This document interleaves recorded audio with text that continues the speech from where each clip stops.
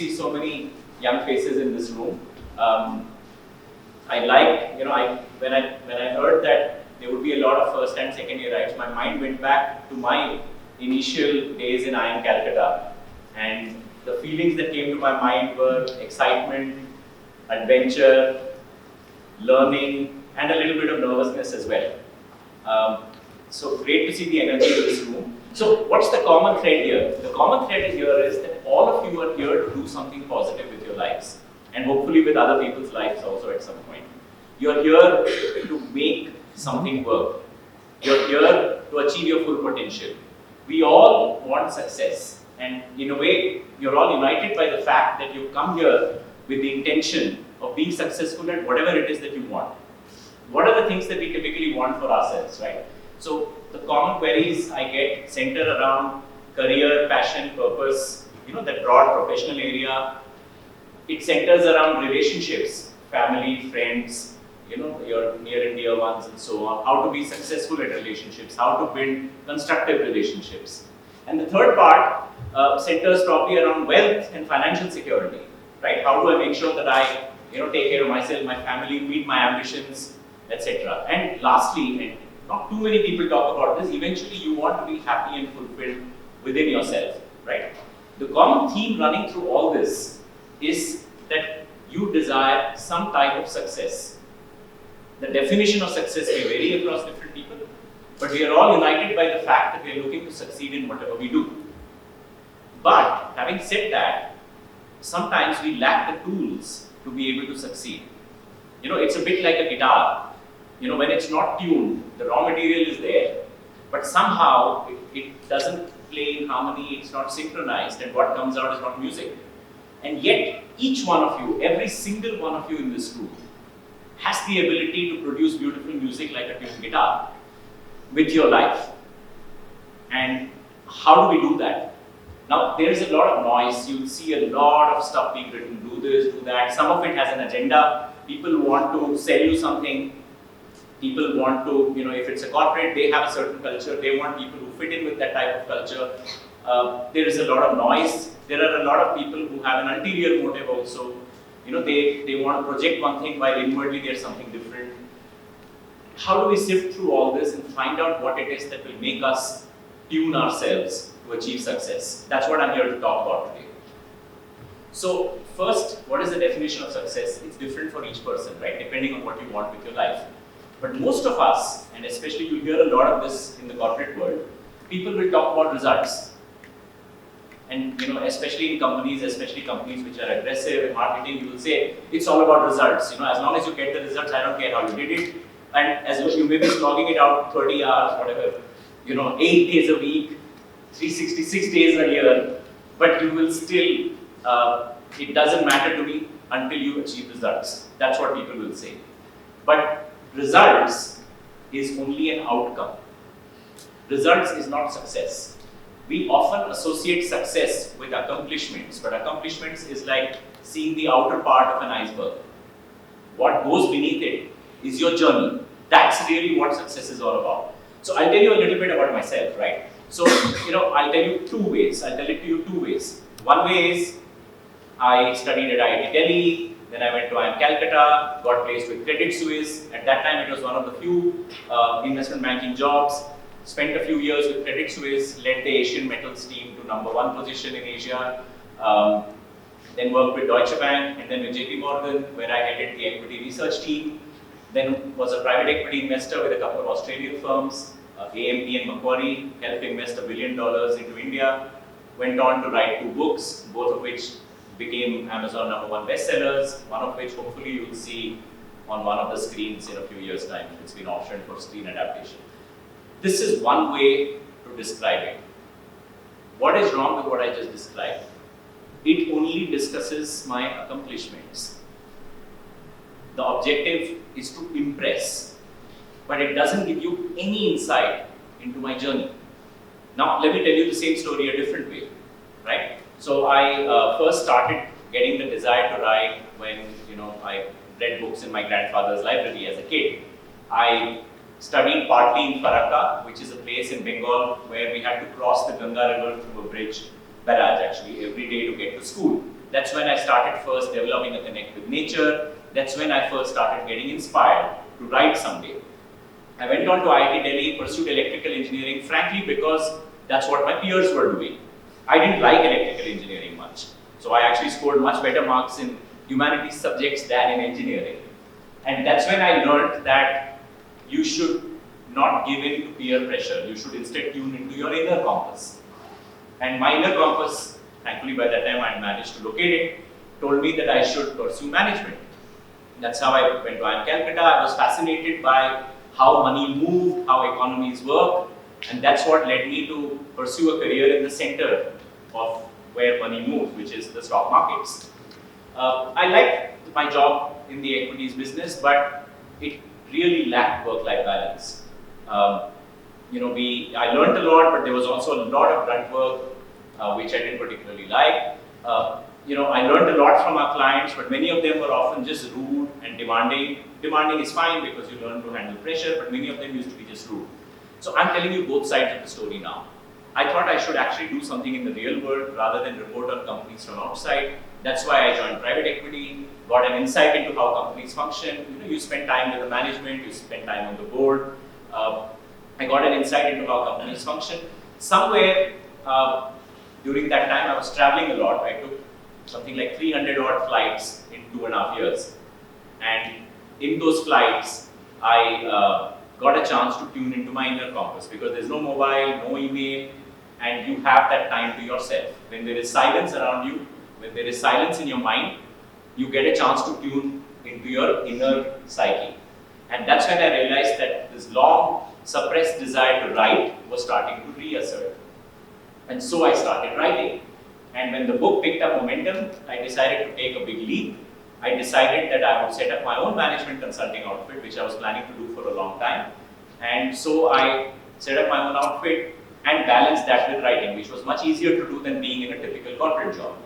My first year in my management consulting firm, I earned 1/10 of what I earned in my last job. It took me about 4 years to come back to that level of earning. And along the way, I again established touch with something I had learned in college, which was mindfulness meditation. So through these years that I was writing, I realized that doing meditation really helped me to write. It gave me a lot of ideas.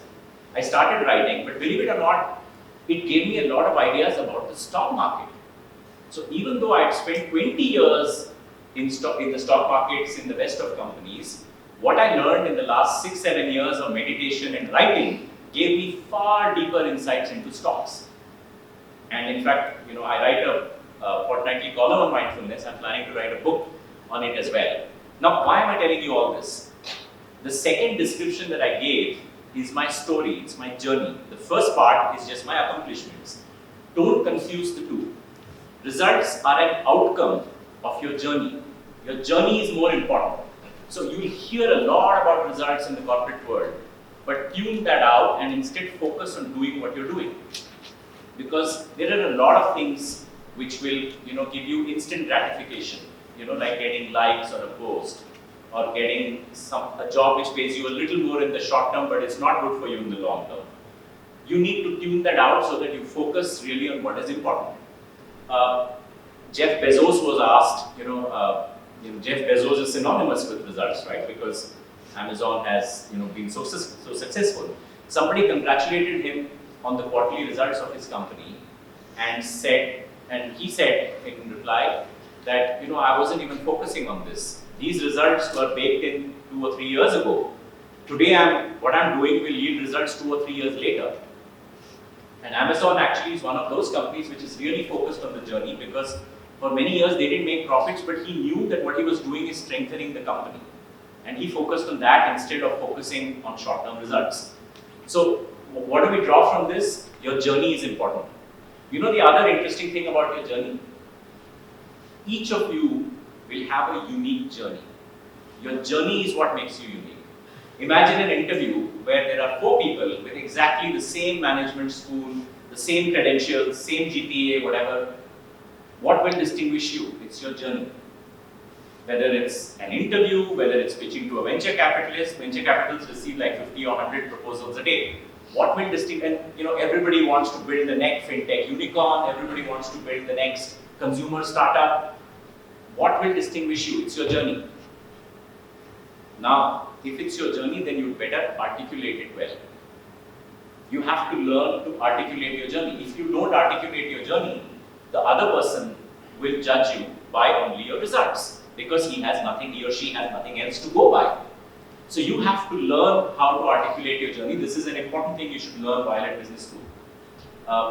Storytelling, you must have heard this phrase. It's very, storytelling, there are a lot of people who talk about storytelling online. It's a good idea to actually learn how to storytell about your own journey. The second thing which I notice is that a lot of people, especially in the early stages of their career, are squeamish about, ऐसे लगता है कि अपने मुंह मियाँ मिट्ठू नहीं बननी चाहिए, ज़्यादा अपने आप को promote मत करो, that doesn't work.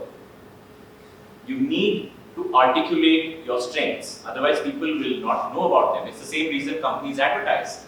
Why else, so don't be reticent thinking that the world will anyway know of your prowess. They will not know of your prowess unless you articulate it. People don't have time to pause and dig deep into you. You have to tell them. Has any of you experienced this issue that sometimes you feel that अरे ये बोलूँगा तो ज़्यादा अजीब लगेगा, self promotion कर रहा हूँगा. Do you feel that? I see a lot of nodding heads, right? So you have to challenge those beliefs because until you articulate your journey, people will only judge you by the results. And results means 4-5 चीजें आती हैं. What is your GPA? Where did you do your undergrad from? Where did you do your postgrad from? आपके क्या, whatever, 2-3 things, were you president of your student union, blah, blah, blah. That's all there is. But journey mein to there are 100 other things that can come in, right? So articulate your journey. Okay, so now we figured out that success is journey, its results is just the outcome. What next? How do you find something that you can be successful at? The answer is simple: explore. Explore different things. This is the age when you need to just be out there, meet people, talk to people who are working in companies, find out what work they do. Is it marketing? Is it finance? Within finance, what is the difference between investment banking versus private equity versus commercial lending versus consumer finance? What's the difference between, within marketing, being a brand manager at an FMCG company versus working in an ad agency? In an ad agency which is focused on digital, what's the difference? There are so many subfields within management, right? Which of these will you be successful at? You will have to explore.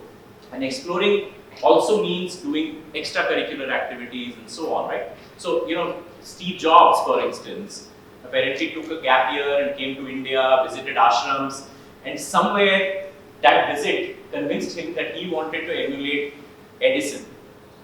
He felt that Edison has done a lot more for the human race than any saints can, and so he decided that I want to be like Edison. I want to, develop products which will change the world.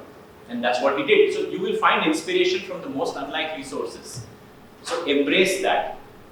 But, and this is the part that people will not talk to you so much about, when you're exploring, explore mindfully. Are you guys familiar with the phrase mindfulness? What does it mean? The word mindfulness, what does it mean? Anybody? Consciously. Absolutely. That's a good way to describe it. So explore consciously, explore mindfully. What does that mean? It means that, something that adds value. Sure, it adds value. I think it's a mixture of this. So consciously means that, so explore mindfully means that you, while you're understanding about how the external world works, also understand how your inner world works. And this is really important because there is so much noise nowadays with social media that we don't get an opportunity to understand how our inner world works. To give you an example, right? You come across various jobs. People, in the way they react to careers or jobs, usually you will tend, there are some people who tend towards achievement. You're competing with yourself, like a mountaineer or an athlete. What other people do is important, but only to the extent that you are benchmarking yourself against yourself. This is achievement orientation. So for instance, a lot of people who manage hedge funds, they are achievement oriented. Their objective is, I should generate the best return in the stock market, or I should generate potentially the highest possible sales. That drives them. Or I want to run the mile in the shortest possible time. I want to swim the English Channel. I want to climb Mount Everest. That's achievement. So in psychology, and you read about this, I guess, in your org psychology class, there is also something called a power motive. Power, don't take the negative meaning. Power means the desire to impact and influence other people. So maybe Gandhiji, maybe Mother Teresa all had that power motive in the sense they wanted to influence other people. Whether for the good or the bad, it doesn't matter. So people who are high on the power motive will gravitate towards jobs where they can have a big impact on people. So, an achievement person, a hedge fund manager, will manage probably $10 billion sitting in his room with 4 people, while the CEO who has 10,000 people working for him. Very clear difference between the motives of the two. The first person gravitates towards achievement, the second person towards power. You'll read some of this in org psychology, but what I wanted to say was, when you see jobs and you find yourself, understand yourself. Do you gravitate towards achievement motive? Do you gravitate towards power? It's not too difficult to do. There are psychology tests for this, but you don't need them. You can figure it out for yourself. There are other things, right? You'll read about Maslow's hierarchy. You have a hierarchy of needs. There's basic physical needs and there's social needs, blah, blah, going right up to self-actualization. पहले बोलते थे, till 20-30 years ago, दो ही motive होते थे, पैसा या power. But, then people began to realize there is something about doing something you're passionate about. So passion drives people. And in the last 10 years, I'm hearing a lot more about purpose. So there is paisa and power, then there is passion, then there is purpose. So in some ways, I started my career in investment banking. Certainly the money was attractive. Later on, I realized that writing a book, investment banking and book writing are like opposite ends of the spectrum. एक में पैसा बहुत ज़्यादा है, एक में बहुत कम है. The satisfaction though of writing a book and having people read it, it's unparalleled, because that is my passion.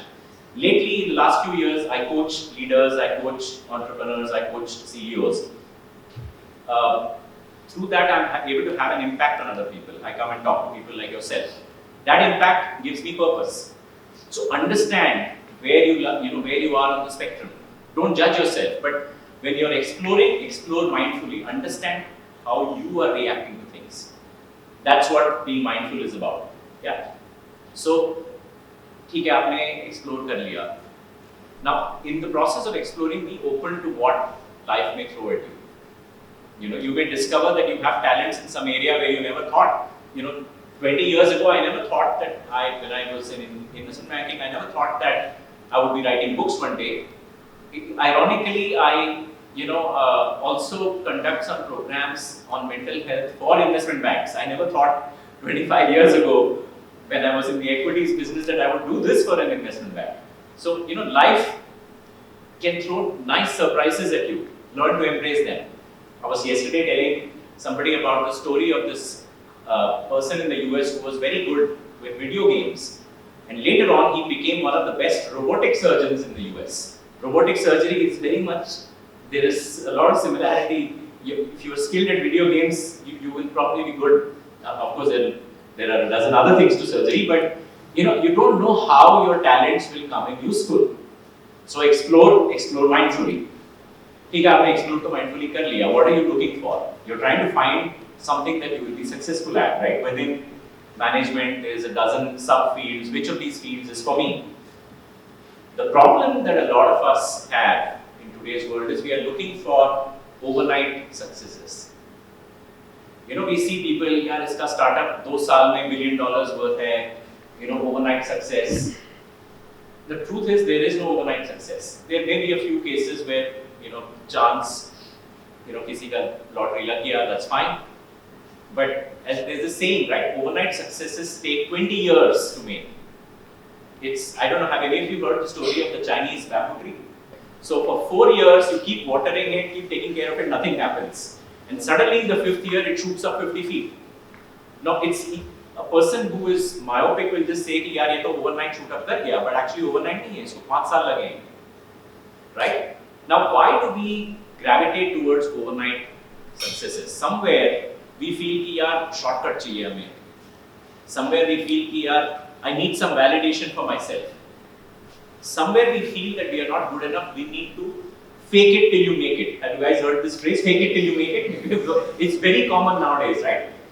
We feel that we need to fake it till you make it. But boss, if you're Rahul Dravid, why do you need to fake it? Somewhere we feel we are not Rahul Dravid, right? That's why you need to fake it till you make it. If you're Rahul Dravid, why do you need to fake it? I'm here to tell you that each one of you can be Rahul Dravid in your respective chosen fields, but you just have to go about it in a systematic way. And I'm here to talk to you about what that way is. So, you take any overnight success, right? Sylvester Stallone, the actor, he became an overnight success with his movie Rocky, like 40 years ago. He spent many years literally sleeping on the pavements. He had to sell his dog and everything. So overnight successes don't just happen like that. But there is a lot of effort which goes into it. Edison, when he was working on the electric bulb, kept failing hundreds of times. A reporter asked him, "Boss, where are your results?" And he said, my result is that I know now 1,000 ways which don't work, right? So you have to put in that effort, and when you put in that effort, you can become Rahul Dravid. Now let's move on to figuring out, okay, so what is the effort that you put in? Pehle explore kar liya aapne. Make sure you don't get sucked into this overnight success business. Now what do? You try to find something that you're passionate about. The problem here is that most of us don't find our passion that easily. Ghanti itne easily nahi bachti. If I may ask, how many in this room have found their passion? Please, if you have this, great, wonderful. Which field is it? Photography, wonderful. Anybody else? Yeah? I'm sorry? Finance? Wow, okay. And you had this passion for a while? Yes. Okay, 2-3 years. Okay, wonderful. Finance? Wonderful. You? Finance and?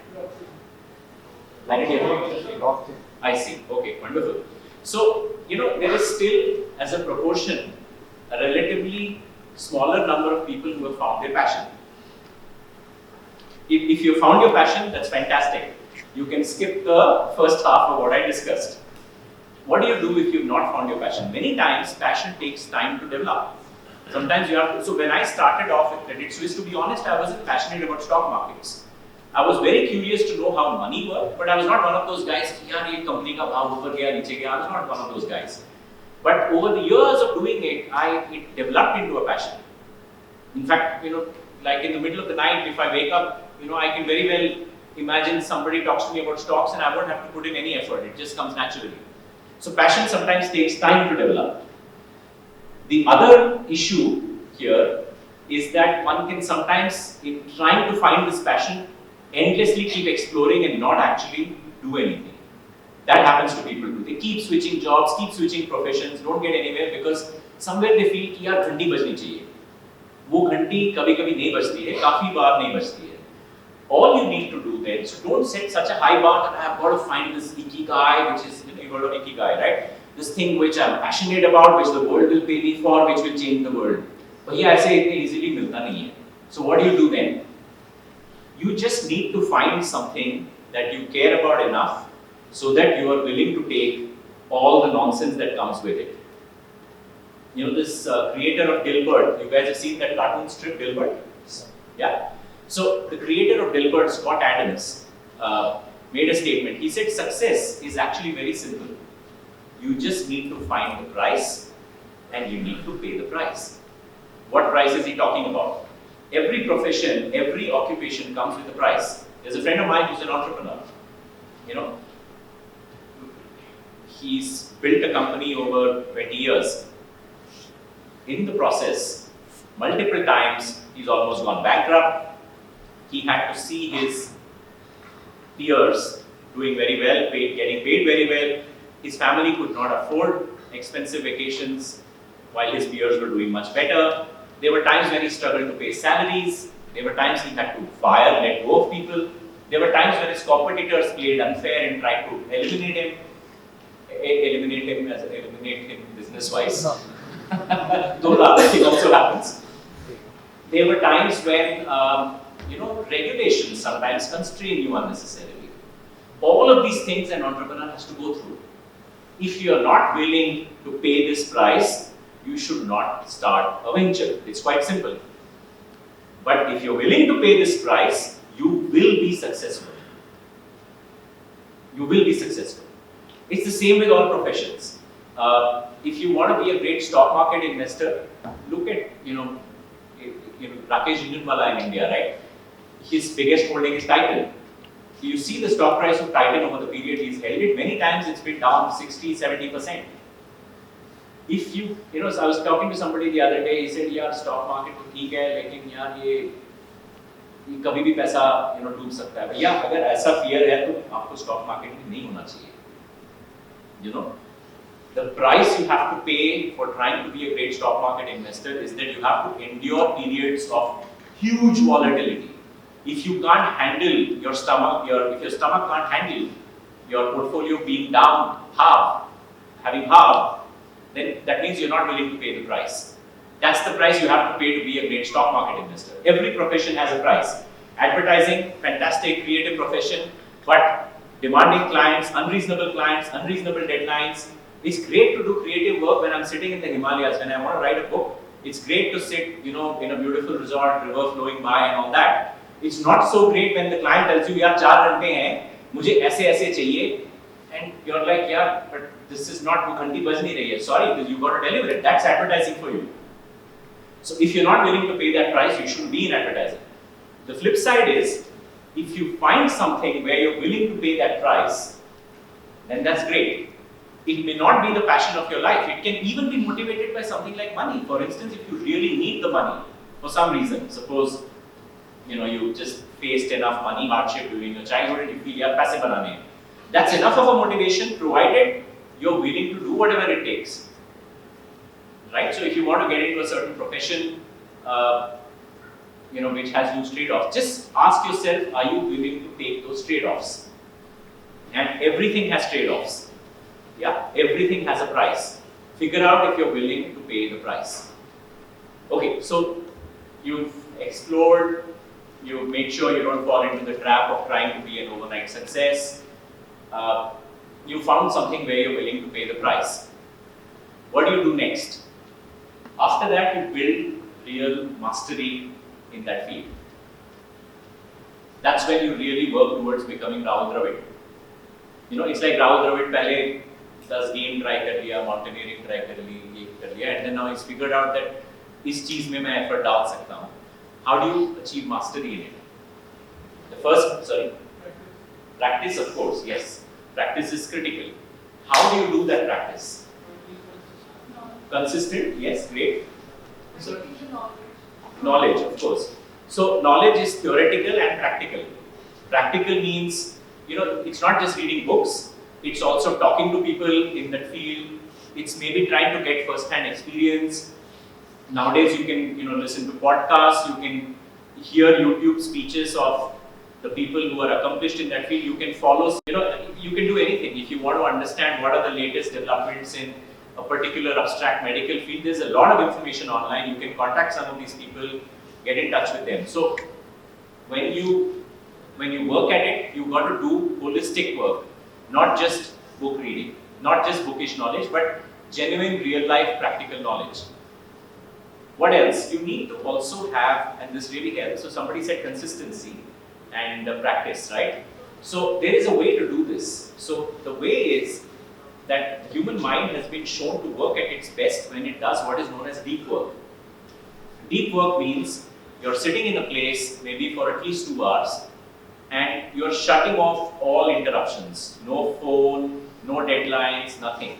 So there is this famous hedge fund billionaire called Bill Ackman. Have you heard of?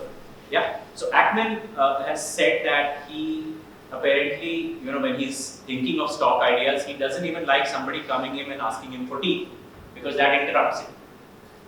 So, since I'm a writer, I know this, because in the morning is when I try to do deep work. Sometimes even the sound of the door opening just disturbs my concentration. But the flip side is, when you are able to concentrate, you are able to go far deeper, get far deeper insights than what you would otherwise. So there is a story of this writer called Samuel Coleridge, Ancient Mariner. Yeah, he wrote the poem Ancient Mariner. So one day he was sleeping and he got the lines of this poem called Kubla Khan in his dream. It just came to him in the dream. He woke up and started to jot it down, and somewhere along the way, somebody knocked on the door to ask for some papers or something. Boom, his concentration got lost and he never got those lines back again. So that poem is still unfinished. That's the power of concentration. The flip side is if you can write like a whole book potentially if you're really focused on it. But you need to do deep work. A lot of people have talked about deep work. The human brain is not wired to keep flitting from one task to another. When you flit tasks, it takes some time. You know, like a car accelerate करता है, फिर coast करता है, और फिर decelerate करता है. It's like that. You know, if you're spending so much of energy in the acceleration phase and then you're interrupting it after that, अरे यार अभी तो coast करने की बारी है, आपने interrupt कर दिया उसको. It takes at least 2 hours to be able to do deep work. Now I know that it's difficult with your college regimen and all that, but try to find pockets of time when you can do deep work in your chosen field. That's when you get into what is known as the zone. Athletes are familiar with this zone, you know, like Federer when he's in form, it just happens naturally. So when I write, for instance, how do you cook up? So my second book, Agniban, is, you know, it starts with Egypt in 535 CE. It moves to India. Then there's a modern day plot which combines climate change and electronic warfare. Beach mein cryptography hai, you know, trying to crack clues using cryptography. How does all this come together? The truth is, when I started the book, I had no idea that all this was going to come together. It came together sort of by itself. What did I do for it to happen? Every day I would sit, I'm able to devote somewhere 1, 2, 3 hours, max 4 hours in a day to writing. This is other time nahi milta hai because of my other commitments. But if I give it a break, after that I lose a month. If I give it a break of 5 days, it sometimes takes me a month to regain the momentum. On the other hand, if I give it even an hour a day, what happens is on day 4 or day 5, I don't even have to think. Ideas just start coming to my mind. You're leveraging the power of your subconscious mind. You know, all of us function 99% with our conscious minds. But the subconscious mind is far more powerful. Subconscious mind is what determines your emotions, your responses, while conscious mind is what we use when we do our work and when we solve a math problem. Imagine if you could use that 99% subconscious mind ka power. The way to get to that is to do deep work. And then you will start getting into the zone. The other thing is to stick with it. When you try to do deep work, the mind resists. You'll feel like giving up. You'll feel like losing the consistency. As a writer, I know this because there are days when I sit down to write and I get no ideas. It's writer's block. What you have to do is, I just sit in front of the computer for those 2 hours. Even if I get no ideas, blank page, wo 2 घंटे बैठता ज़रूर. When you do that, over time the writer's block gets less and less. So you have to be consistent, you have to stick with it, don't give up. If you read about the greats, right, Newton, Einstein, I mean we think of Einstein as, yaar, wo to alag hi stratosphere mein tha, there's no way we can, and he was clearly far more intelligent than most of us. But Einstein himself said that my secret is that I stick with problems longer. That is his secret. Newton, same story. In an article written by the economist Keynes on Newton, he said that Newton would stay with the same problem for days, weeks, months, and eventually that problem would open up its secret to him. So whichever subfield you choose within management, it will open up its secrets to you. So you first find the right one. Don't get caught कि यार ये field में maybe short-term success ज़्यादा है. Don't get caught with that stuff. Find the right field and then stick with it. Put in the deep work. Now, what is the kind of deep work that will really help you in the real world? It's not just the academic stuff. Imagine, right? So the way that most management students pitch for jobs is ये मेरा CGPA है, ये मैं वो college में वो hockey tournament organize करी मैंने, मैं hockey खेल चुका हूँ, now please take me. That's not the way. If you're trying to be Rahul Dravid, suppose you're interviewing with, say, an FMCG company, right? If if you were to tell them that, I've looked at all your brands, I've looked at all your ads, this is how your brand has been built, here are a few ideas on how you can build on this brand's equity. These are a few ideas on the kind of ads you could have or the kind of campaigns you could run. People will listen. If you're a finance guy pitching to a private equity fund, find out what companies are there in that fund's portfolio. If that private equity fund has, say, 6 companies, read up about each of them, read up about the type of companies they want to invest in, give them ideas. Hey, you know what, I looked at it, you have these 6 companies, by the way, this one, what if you could explore a merger of this company with something else? Or what if, I'll give you 3 more ideas, what do you think of these? And by the way, if you tell them that I'm prepared to do what it takes, so if you want to join an investment banking job, if you tell them, look, I'm prepared to take pressure, deadlines, crazy work hours, I'm prepared to do all that because I'm really, really keen to understand how finance works. And by the way, hey, these are 4 or 5 ideas I have for you. It's great, this will be a compelling pitch. The difference here is that this person has gone ahead and actually tried to do deep work and achieve mastery in that field.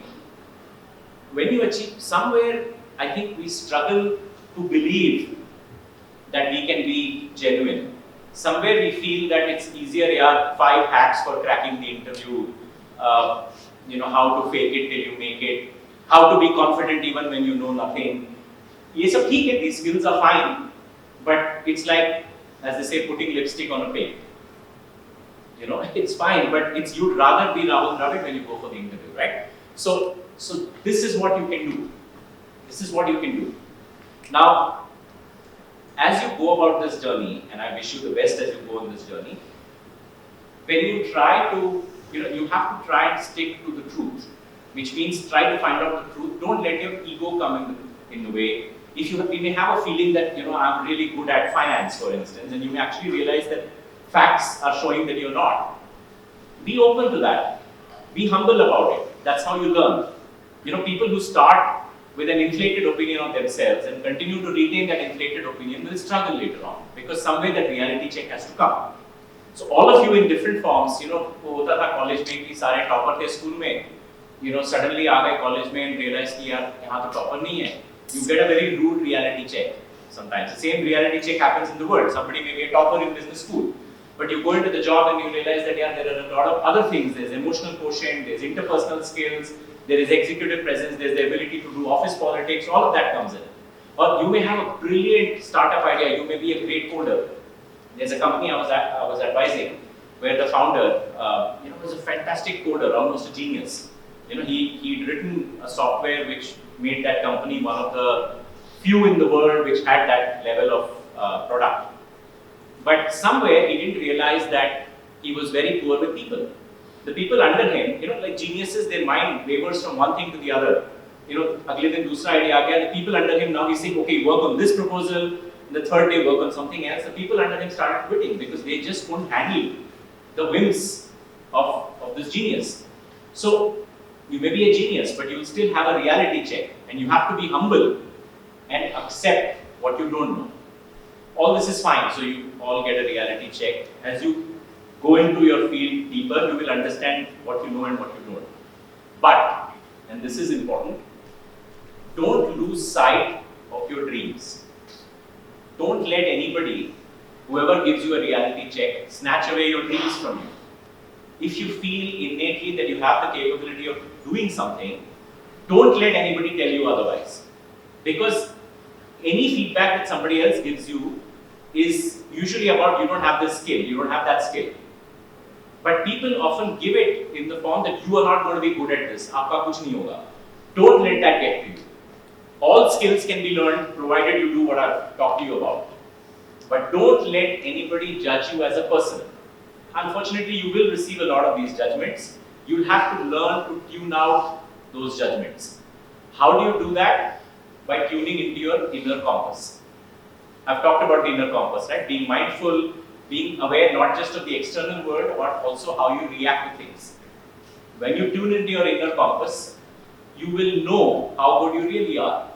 It's like, if you're a photographer and you take a good photograph, you know when you get a good shot, right? You don't need others to tell you. You will know when everything, the lighting, the angle, the subject, everything is come together, you know it. Musicians, right? When you get a rag right, you will know it.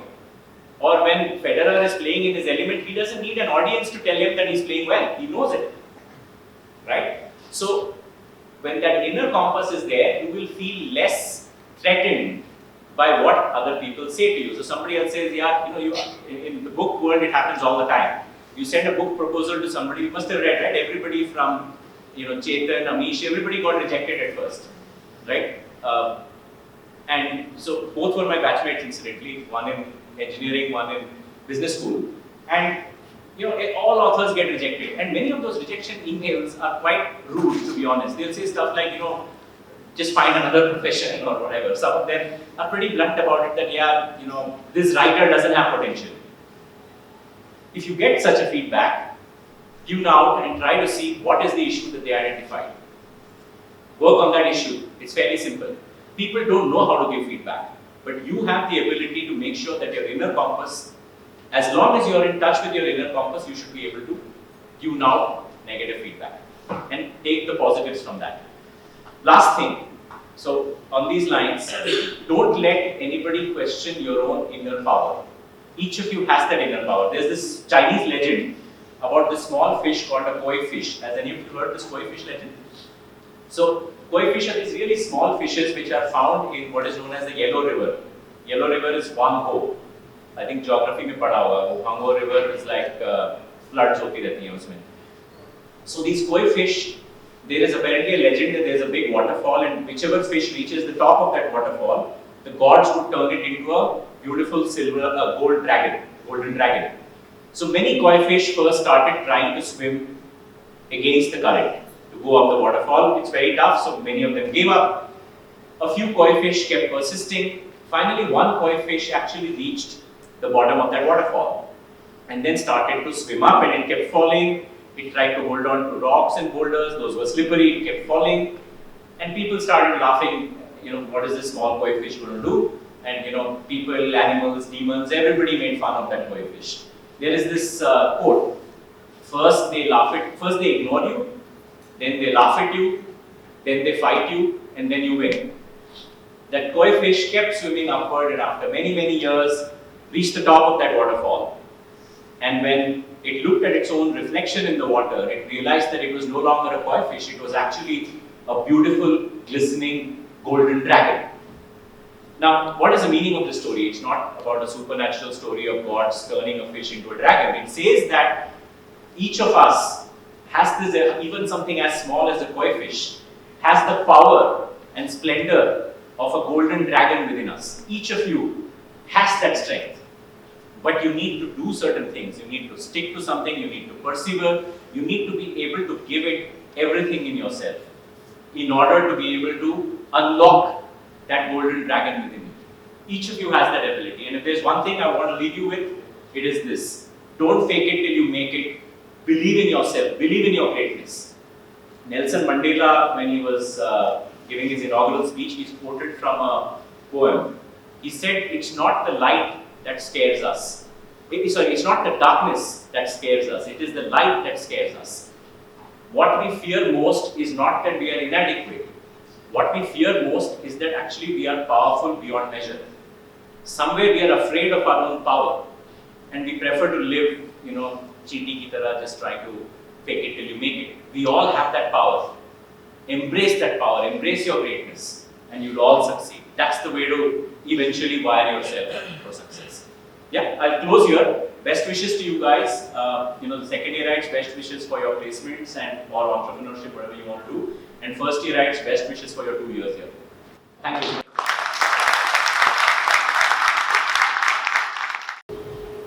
Yeah. Good evening, sir. My name is S.Venkatesh from IIT. So as you elaborated the concept of teamwork to all of us, so there is a book dedicated to teamwork only, and I have understood only one paragraph from it, which is a sort of biological. It is related to neurons. Like when you work daily for that, a white substance develops around your neurons that make them run faster in your brains, and you have the great analytical abilities and aptitude abilities in that. So two of the most greatest person, the brain imaging study shows that two of the most greatest person of this era, Bill Gates and Elon Musk, has a maximum white substance in their brains that makes them happy. So the successful people has this bit, but sir, does that substance help us to actually attain success? So teamwork is obviously one of the things, right? I talked about a number of other things. I talked about finding something you're good at, because there's a saying that if you judge a fish by its ability to ride a bicycle, it will never succeed. You have to find the right thing, and then along with teamwork is one part of it. There are other aspects too. There are temperamental aspects. What I talked to you about in the stock context, there are temperamental aspects. When if you buy a stock, take your example, suppose it doubles the next day, will you sell it? Quite likely you may say, यार पैसे बनते हैं निकल लेते हैं इससे पहले कि नीचे आ जाए. Suppose it halves the next day, halves overnight. I mean, forget circuit breakers and all. You will think, oh gosh, maybe I made a mistake, and most likely people panic and sell when it halves. Neither of these is right. Unfortunately, deep work itself will not teach you about this. This is about doing, learning by doing. We call it tuition fees in the stock market. ये आपका tuition fees है, थोड़े losses तो बनेंगे, वो tuition fees है, तभी आदमी सीखता है. But when I say deep work, it encompasses actually you widen the definition to encompass learning about all aspects of something, not just the bookish knowledge. So you may have to learn about in the stock market context. You have to be mindful. You have to be understanding of your own emotions. Stock market is only half about skill. The other half is about emotions, managing your emotions. So teamwork should encompass all these. Or if you're in, if I'm, speaking like this, I have to understand how the audience's mood is. No book is going to teach you that. It's something you have to do to experience. I saw this video of Freddie Mercury. Any of you hear Freddie Mercury songs? Yeah. In Live Aid, this was a concert. It was amazing. The guy, he's not even singing words. He's saying, "Oi," and the crowd is singing along with him. And then I don't know if you guys get a chance to see that video, see it. It's beautiful. It's almost like एक syllable गा रहा है, the audience is completing it, and then he goes on again. The audience does it. It's like a jugalbandi with one person with the whole audience. Now, this is all part of developing that mastery. So deep work is one of those. But to develop that mastery, there's a book by Malcolm Gladwell where he says you have to do 10,000 hours of something to become a true master. Actually, even at 1,000 hours, you already secrets start opening itself up to you. So obviously, deep work is not enough. No one thing is enough. You have to combine a lot of different skills. Sorry, yeah. My name is Kushi Arora from IMT. Sure. I wanted to ask you, like you said, that don't fake it till you make it, rather believe in yourself that you're good. But in reality, like if there is some skill that you want to acquire and you are in a world where everyone else already has it, so you have to fake it, right? Because how can you believe in something that you haven't seen the evidence of, like the proof that it is there in you? So like how can you in general apply something like that, Sure. even in these situations? So see, where does one feel the need to fake it till you make it? Suppose there is only one chance with one company that you have. एक ही chance है life.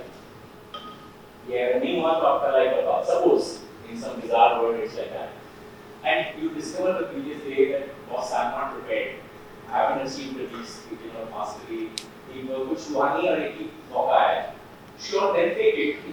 You have another option, but life is not like that. You have a lot of chances. There are a lot of companies. Even if you don't get placed in a great company, just as you get out of campus, you will get another chance next year or the year after. Many of the people that I know, most of the people from my batch actually, many of the really successful ones are not the ones who got like fancy big bang placements. Many of these are the guys who have lived those values over a period of time. That's what has made them really successful. If I look at it without question.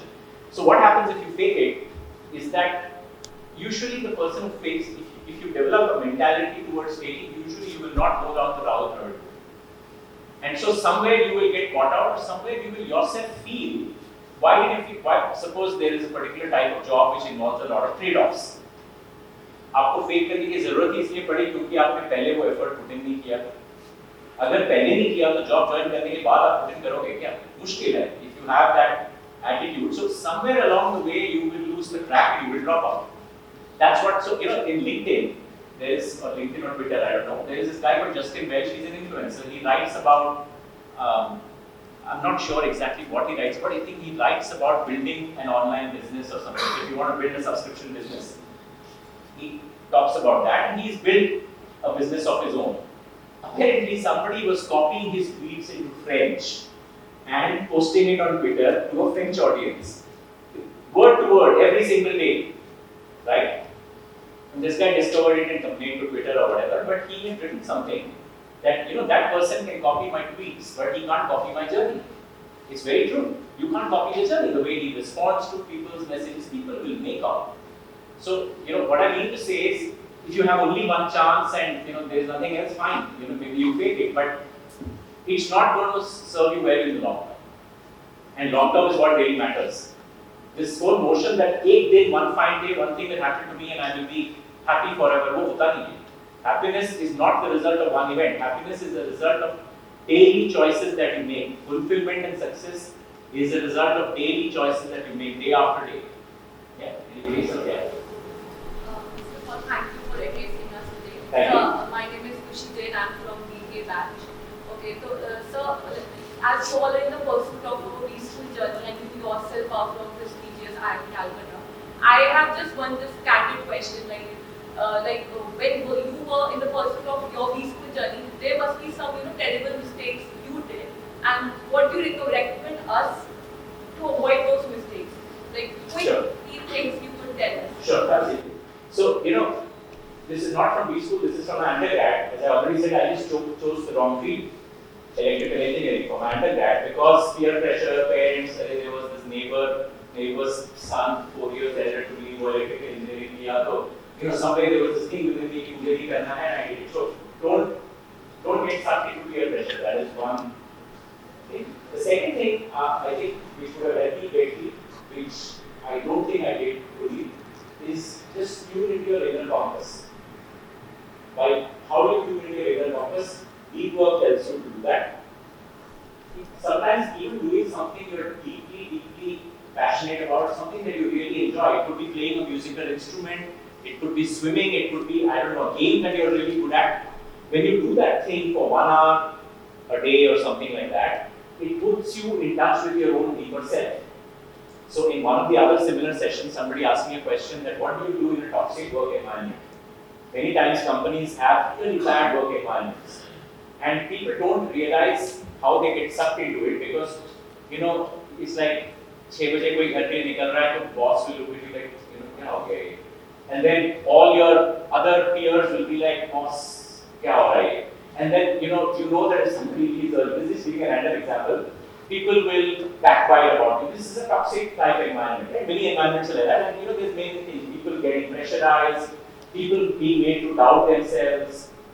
What keeps you sane through all this is your connect with your inner compass. If you lose that connect, what then happens is you start giving too much weightage to what others think about you. If there is one thing I would look back to my 20s and change, it would be I would like to give less importance to others' opinions of me and more importance to my own connect with my inner self. I think that would be the biggest learning. Yeah. So my name is Yash. So since you are associated with markets in quite a time, so I wanted to know your view on algo trading. So since it's quite picking up, so I want to know how this will affect the workings in the future. Sure. So algo trading. So one of the world's most successful firms, Renaissance Capital, started by Jim Simons. They do some form of algo trading. Now, algo trading in itself is like saying trading or investing.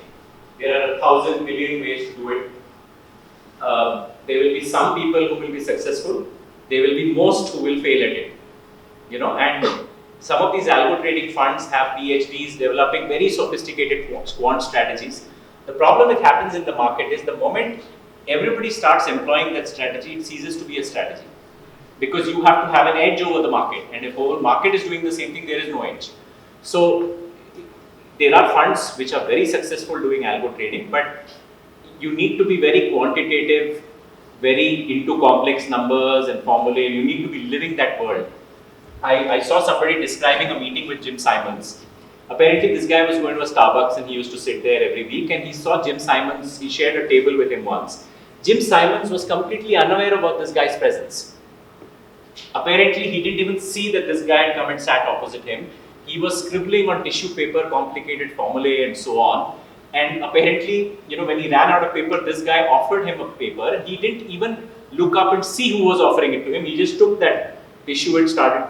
You need sometimes that level of commitment to be able to devise mathematical formulae which can consistently beat the stock markets. In algo trading, yeah. This is in algo trading. Actually, I read somewhere that when we resist change, that brings the problem. Can you put some light on that? Because on many occasions we try कि अपना दिमाग लगाते हैं, ये ऐसे नहीं ज़्यादा ऐसे अच्छा हो सकता है, and we don't accept what is coming. So, is there some relation about using your conscious or subconscious mind on this aspect? We are always not ready to accept the change. You hit upon something very profound. You said something very profound. So, there is a saying that suffering is arguing with reality. When you are not able to accept reality as it is, that's when you suffer. Sometimes reality can be painful, and sometimes we add more layers of pain by trying to resist that reality. Now, what are the things which make us resist reality? Ego is one of them. And ego itself is a cover for other feelings of inadequacy. But if you feel, yeah, I will never get anything wrong, and suppose you are in the stock market and aapka paisa bana nahi, as an example, you buy a stock at 100. Sometimes you make mistakes, right? It goes down to 90 and you re-look at all the information and you realize, oh, actually I missed out some information on the company. Maybe this was not a good idea to buy. You have to be humble to say I was wrong and sell it with a loss and close your position. But your ego tells you that boss, मैं तो गलती कर ही नहीं सकता. What will you do? अट जाओगे आप. और अगर आप अट जाओगे, तो आप और गलती कर बैठोगे क्योंकि वो 90 का 80, 80 का 70 हो जाएगा. So that is one thing. Arguing with reality is not a good idea. So there is a friend of mine, a senior IAS officer. I once asked him, how do you deal with people? And what he told me is that initially when he started his job, he's a brilliant, really brilliant person, right? Very intelligent. What he told me is that I initially came in with set opinions of what an ideal thing should look like. And I would start from there and start working downward, which is a very negative process. Instead, he says, now I start with the capabilities of the people in the room and I work upwards from that. That's a beautiful way to look at it, which means you start with reality and then work your way towards what may be better, instead of having some rigid notion of what should be the ideal and arguing with reality. Then all sorts of distortions come. You're refusing to acknowledge mistakes, or you get impatient with people beyond what they are capable of doing at that time. Weightlifter ने कभी whatever 100 kg, whatever 200 kg नहीं उठाया, तो उसको आप पहले दिन नहीं बोल सकते उठाने के लिए. So that sort of thing happens. I hope this answers your. Thank you. So if there are no further questions, should we close the session?